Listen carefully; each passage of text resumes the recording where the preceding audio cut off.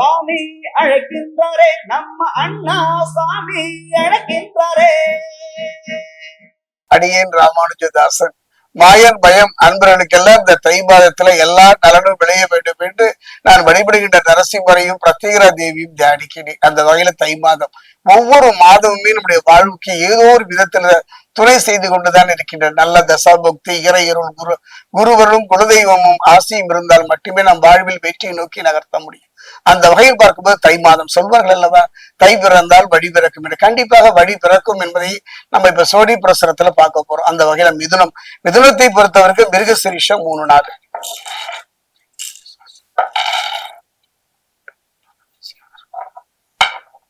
மிதுன ராசியை பொறுத்த வரைக்கும் திருவாதிரை,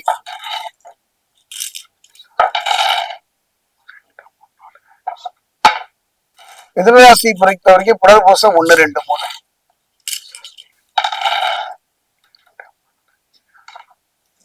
மிதுன ராசி அன்பர்களே, அற்புதமான ஒரு யோக பலன் தான் என்று நான் சொல்வேன். உங்கள் கனவுகள் மெய்ப்படக்கூடிய ஒரு காலமாக இந்த தை மாதம் அமைகின்றது.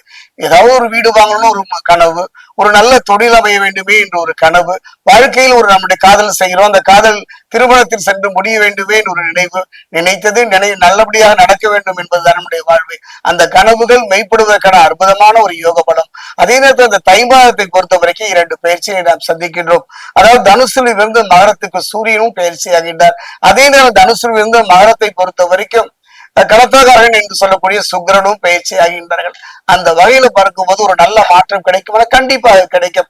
அதே நேரம் கவனமா இருக்கு. சில மன உளைச்சல் வரும், அது தொழில் சார்ந்து இருக்கலாம். சில கூட இருந்தே குடிபெறிப்பவர்கள் இந்த காலகட்டத்துல தலை நிமிர்ந்து நம்ம நோக்கி நகர்வார்கள். யாரு நண்பன் யாரு பகைவன் என்று புரிபடாத ஒரு புதிராகத்தான் இந்த காலகட்டம் இருக்கும். கவலையே படை வந்தால் எந்த பிரச்சனை வந்தாலும் ஒண்ணு சொல்றேங்க, தலைக்கு வந்தது தலைப்பாகையோடு போகும். யாரோ ஒரு நல்ல ஆத்மா உங்கள் வாழ்வின் வெற்றிக்காக, உங்க தடைகள் தீர, உங்க பிரச்சனைகள் தீர பிரார்த்தனை செய்து கொண்டு இருப்பார்கள். அதே நேரம் அப்பா பிள்ளைக்குள்ள சில கருத்து வேறுபாடுகள் இருந்தாலும் கூட ஆத்மார்த்தமா அவர்கள் நீங்க நன்றாக இருக்க வேண்டும், பிள்ளை நன்றாக இருக்க வேண்டும் என்று நினைக்கிற ஒரு தந்தையை பெற்றவர்களாகத்தான் இருப்பீர்கள். தந்தை வழியில ஏதாவது பிரச்சனை வந்தா கொஞ்சம் அனுசரித்து போங்க, விட்டு கொடுத்து போங்க. விட்டு கொடுப்பவர் யாருமே கெட்டு போவதில்லை. உறவு மத்தியில சில கசப்புகள் வந்தாலும் உங்கள் கனவுகள் உங்கள் எண்ணங்கள் நிறைவேறுகின்ற ஒரு மாதம் இந்த தை மாதம். அதே நேரம் பாத்தீங்கன்னா சனி ராசிக்கு 10ஆம் இடமான தொழிற்சாலத்தில் அமர்ந்து நற்புறங்களை வழங்குவார். அதே நேரம் கவனமாயிருங்க.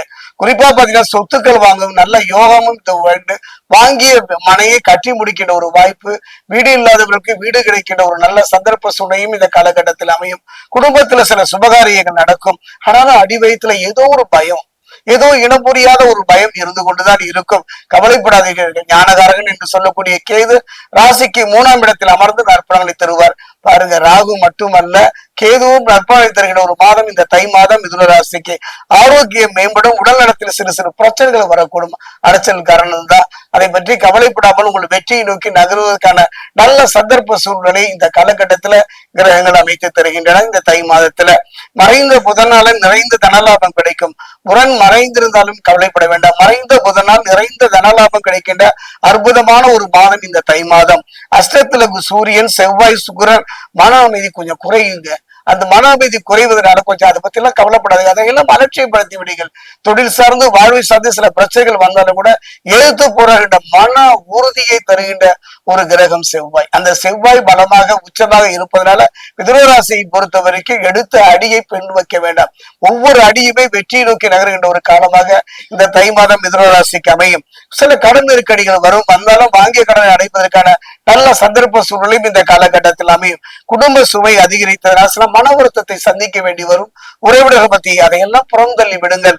அதே நேரம் பாத்தீங்கன்னா வக்ரம் பெறுவது ஒரு வழிகிற நன்மை. யாரு இந்த மாதம் குரு பகவான். குரு பகவானை பொறுத்த வரைக்கும் வக்ரம் தான். குரு பகவான் வக்ரம் பெறுவது ஒரு விதத்துல நன்மையாகத்தான் அமைகின்றது மிதுன ராசிக்கு. அதே நேரம் வக்ரம் பெறுவது ஒரு விட நன்மைன்னு சொன்ன இல்லைங்களா.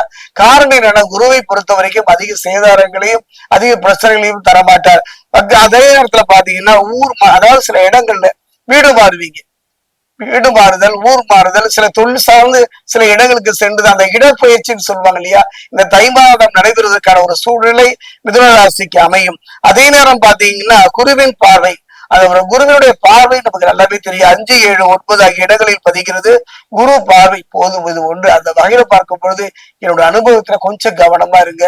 சின்ன சின்ன உடல் உபாதைகள் வந்தாலும் ஏன்னா சுவர் இருந்தால் தானே சித்திரம் வரைய வேண்டும். அந்த வகையில உடல் நலத்துல கவனமாக இருந்து விட்டால் போதும்.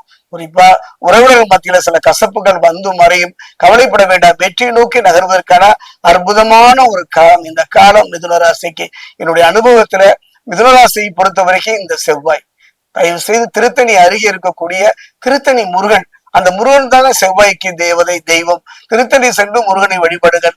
அவ்வாறு செல்ல முடியவில்லை என்றால் அருகில் உள்ள முருகனுடைய ஆலயம் சென்று முருகனுக்கு தேனோ பாலோ பன்னீரோ இளநீரோ அபிஷேகம் செய்வதற்கு கொடுங்கள். திருத்தணி பாதசனீஸ்வரர் ஆலயத்தை ஒரு முறை சென்று தரிசிக்கின்ற ஒரு அருமையான காலம் இந்த தை மாதம் மிதுன ராசிக்கு.